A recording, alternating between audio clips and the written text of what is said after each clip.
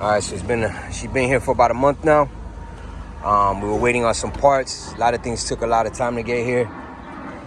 So Al's, what you did, Al? You rebuilt the tranny already, right? What was it that you said that was messed up? It was the ball bearing around the shaft, the pilot shaft bearing. So new clutches in here right now. He's doing the new hoses. You got a old clutch in the back, in the rear. And they're gonna weld one more thing in here that was an oversight. He's gonna take care of that for me.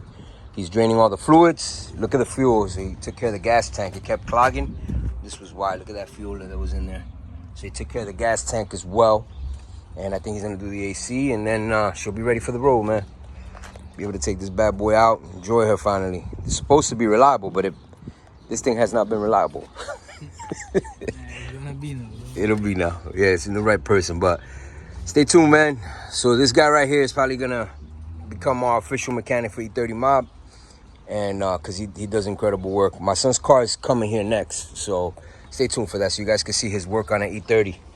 And yeah, can't wait to get this girl back out on the road.